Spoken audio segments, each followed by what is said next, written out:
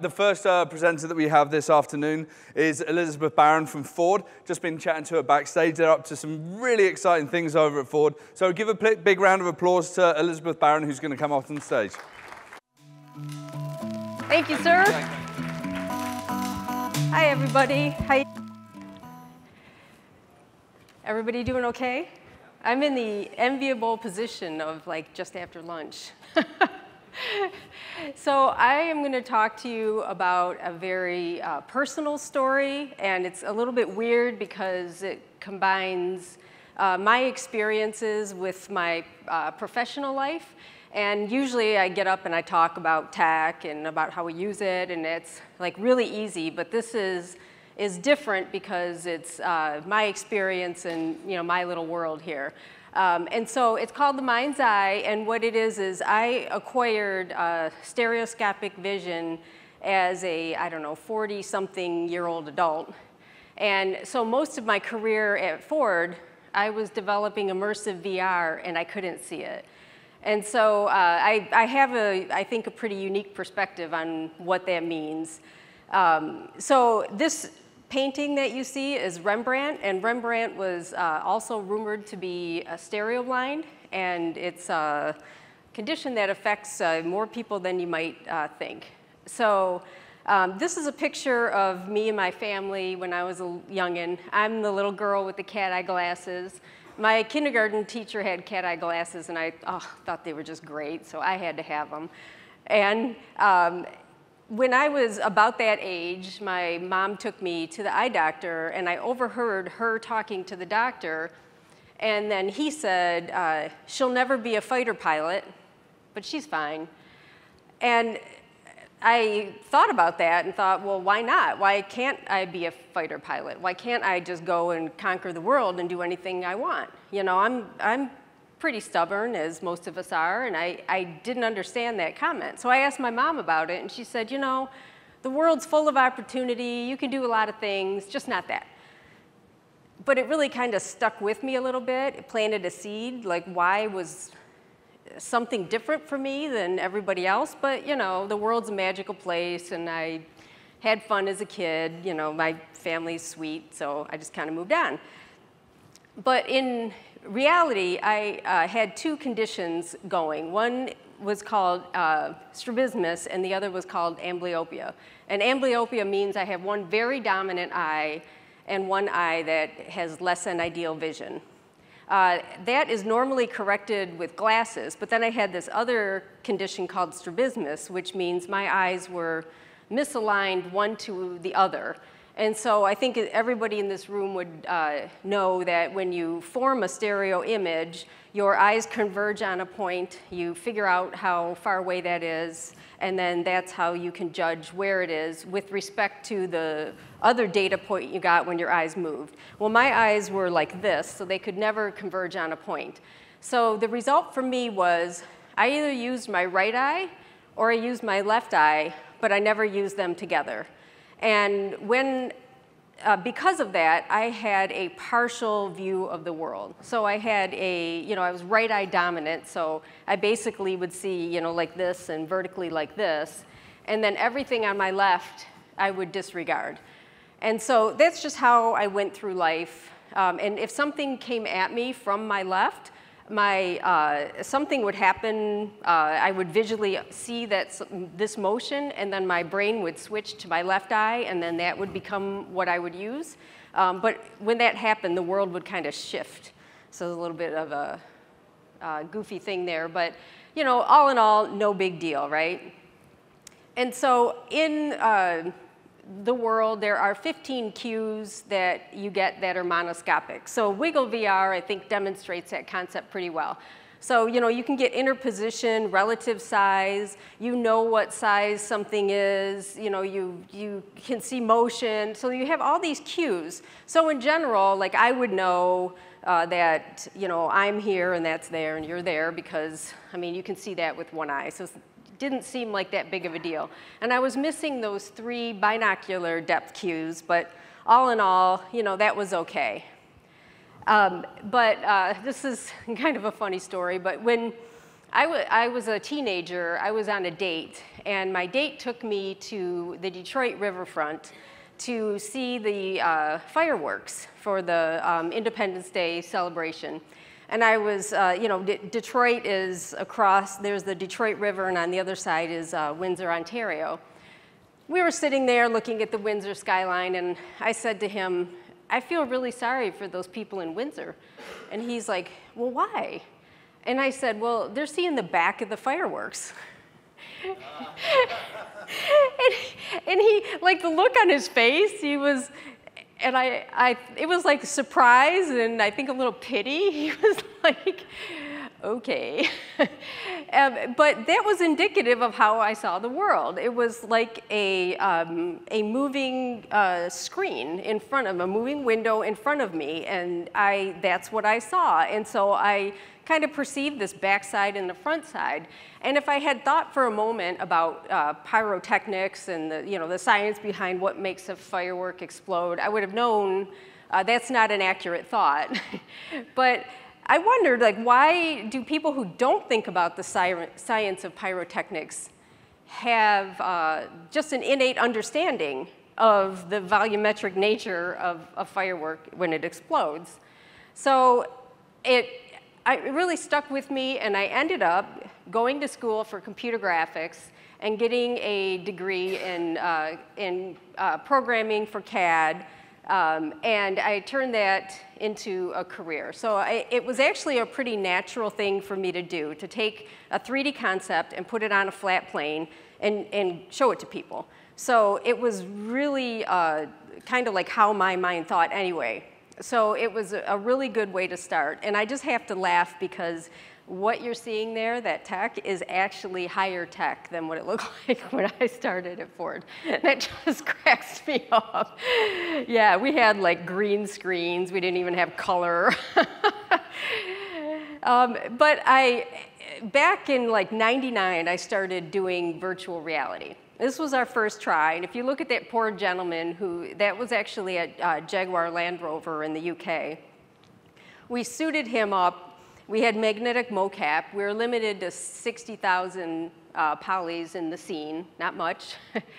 And that was it. And I could see this power of doing this tech, but only in my mind. Like, I couldn't see stereo or understand truly how those things were going. But I kept evolving the tech, and a lot of times it was me or somebody else, and then eventually it turned into a global team. But in this case, this is still magnetic motion tracking. That's a vehicle-seated buck, we call it, made out of mahogany and oak. And I wish I would have saved it, because I think it should be in a VR museum somewhere.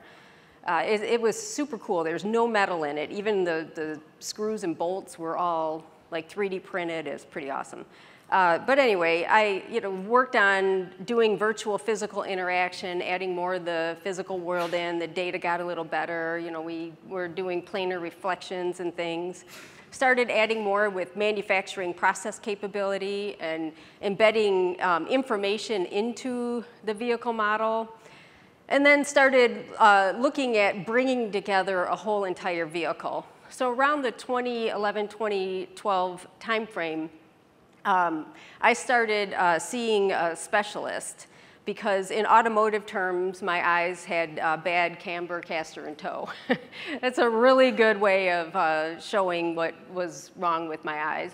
So I went to see a specialist at Kellogg Eye Center at University of Michigan Hospital, and when I would go there, they'd say, follow the puppy prints to your room, because most of their patients were children, and they didn't really think an old dog like me could learn that new trick and actually see in stereo. So they gave me a stereo, they gave me Prism Glasses that were lenses that counteracted the imbalance in my eyes. So if you looked at me and I was wearing those glasses, like my eyes were misaligned like this, and you would actually see my eyeballs like this, but my brain would perceive that things were more together. And so I put those glasses on.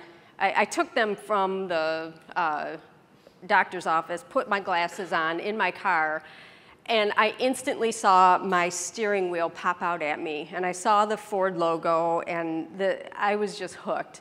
And I'm like, this is so amazing. I've just got to try. I have to do this. So I knew there was side effects for the surgery. One of them is that's why I wear glasses now, because I have pretty bad astigmatisms, because they basically take your eyes out, align them, stitch them back, and put them back in your head. That's, you know, in summary, what this surgery was. So this is me after surgery. And if you look at my eyes, you'll see they're really nice and straight. And everything else is just really messed up. And so I'll just move on from that, because nobody needs to see that for too long. But after my surgery, I was on a roller coaster ride I couldn't get off. Everything was wrong and everything was right. So I looked at everything. I couldn't even use like one eye and try to just see normal, because both eyes were realigned. So I had these just extreme nausea and a lot of just bizarre things, like just walking and looking down at the ground, and you know, it was pretty intense for a period of time. Like I couldn't drive right away and stuff like that. So riding a bike was like, whoa, you know. But this is my backyard. We live out in the country, and I went outside just by myself, and I sat down by those Queen Anne's lace, and I started watching the way they moved. And I'm like, this is just so amazing. I can't believe how cool this is. So when I could focus on a thing and just kind of forget about what I used to know, things were much better. And then my family and we like to go to West Michigan, and they have like some killer dunes out there. And I watched the sand move, and I'm like, oh, this is so cool, the little blades of grass. But the most important and critical aspect for me was people's faces. So this is my family. I have 4 kids and my husband, Gary. And this was in Ludington on that vacation. And I looked at their faces, and I had a new understanding of what they look like. It's not like I didn't look at them and recognize them immediately after the surgery. It wasn't like that. But I had a better emotional connection for reading their faces and understanding what they were thinking or feeling by looking at them. And that was kind of new to me. And I used to think you saw depth and you didn't see depth. And when you see depth, things have a dimension, but you know, that's it. It's way more than that. There is a cognitive component to it and an emotional component that goes with it. The other thing I think is interesting about faces is I kept thinking everybody lost weight, because like the camera adds 10 pounds, well, stereoscopic vision takes it away. So people's faces go back and they have depth, and so I kept thinking, wow, that, you know, he lost weight, she lost weight, but it was just me. So like little things, just like looking at my cheese plate, like being outside and like looking at it. I actually went and got my camera and took a picture of this so I could remember what it was like when I looked at that and saw this plate just come off the table like that. And so my husband would say, oh, there she goes, she's having another visual acid trip. And I would be like, oh, wow, like literally, like just do that. Just like, look at your hands, it's just like amazing. I'm still not over it, but so what is new and exciting about the world? I tried really hard to quantify what, like how different the world is to me. And I guess the way, besides just the pure emotion that comes with it and the recognition of things, I have a sense of spaciousness of the world around me that I didn't have before. I didn't have this volumetric understanding. Like right now I'm standing here and I can see both of my hands, and that's just amazing. Like I just looked at things differently, but that depth and having it wired into my brain like that is like a new sensation. And there is depth cues that are I don't know what they're called, but I would say macro and micro level cues. So like the little buttons on the e-reader, they just look different to me. And just the other thing is I feel more a part of the world I'm in. And I know that sounds really bizarre, but I do. I feel like I'm part of things instead of kind of watching everything as it goes by like in front of me. And so, yeah, so then I thought, well, how I have this new reality, what should I do with it? So I started like thinking about masters, like back in time through art and science, and I looked at like Einstein and Vitruvius, and this is a quote from Aristotle, but I like this one the best. The aim of art is to represent not the outward appearance of things, but the inward significance. So I thought about that in the context of immersive realities, and I thought, what is inwardly significant? And one of the things I learned was that sometimes some of the optical illusions that we have are actual like things that we use to judge our reality. So this is a Jesuit church in Vienna. It's painted by an artist named Pozzo. I think it's from 1703. And there is no dome in the church. He painted that illusion. And we should be able to represent in the immersive environments depth and parallax and shadow and like some of the optical illusions because they're part of our reality. So for me, just thinking like I think, I'm like, okay, how can I take subjective data and put it in an objective context? And you have to go back to science for that. So looking at the physical properties of light and how it propagates in a scene, thinking about environmental simulations, and thinking about all the other aspects of vision and stereo. We went through, and this is the latest, near latest iteration of what we do at Ford. So you can get immersed in a model that looks this good, and I think it looks fantastic. But when I got immersed with my new eyes, I looked at that and I thought things were wrong. I used to think it was like the cat's meow, like, wow, this is so amazing, this looks so great.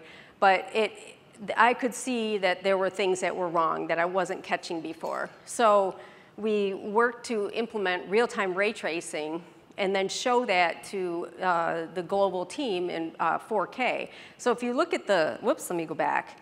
If you look at like the back and forth, I'm just gonna like cycle through. It just amazes me, like that is no change to the geometry. It's only a change in how it's rendered.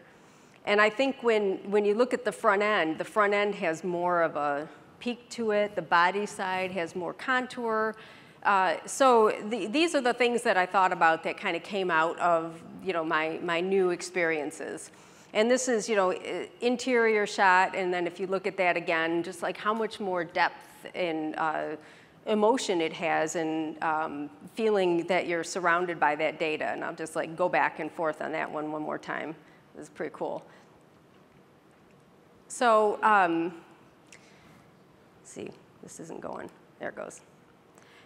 So I wanted to go from that just to say thank you. So like doing what I did at Ford, I didn't tell basically hardly anybody that I had visual issues, because if you looked at that poor guy with all those wires on him and you were going to cut a project, whose project would you cut?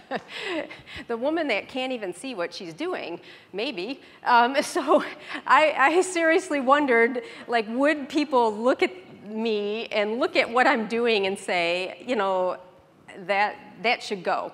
So I really didn't tell people about my eye issues, and sometimes I would just do something really bad, because like back then I had to like create a stereo rig, constrain the cameras together, set up the view frustrums, and constrain it to a fixture that'd be the HMD, all that kind of stuff that now we just take for granted that we say go into VR mode. And I would do it wrong, and I'd switch the eyes left to right, or my view frustrum would be funny, and then somebody would get immersed and go, oh, that's just terrible, what are you doing? And so these two gentlemen on the leftmost and middle, Dan and Rich Jacaki, were my eyes. No matter where they were anywhere around, if I texted them, they would come and look at what I did and make sure that it was right. And then the gentleman on the right is Dan Lincoln, and he worked and led the team that did the integration for real-time ray tracing. And he's just been like the most steadfast guy to work with, and he did a great job leading that. So the last thought I have, this is my older daughter, and this is the day of the eclipse in Wyoming in 2017. And I looked at her, and she was in this tree, and I saw that branch come out, and I saw her, and I just like had another trip. And I'm like, this is so amazing. So I just would like to leave you with the thought that maybe look around your world, and if you've been blessed with stereo vision, it affects about 3% of the population at birth and about 12% later in life because people acquire it due to other medical issues. Maybe just appreciate the little things and start to look around the world and, look at that brick and the way the light's on it and go, wow, and maybe have some trips of your own. So, all right, thank you very much.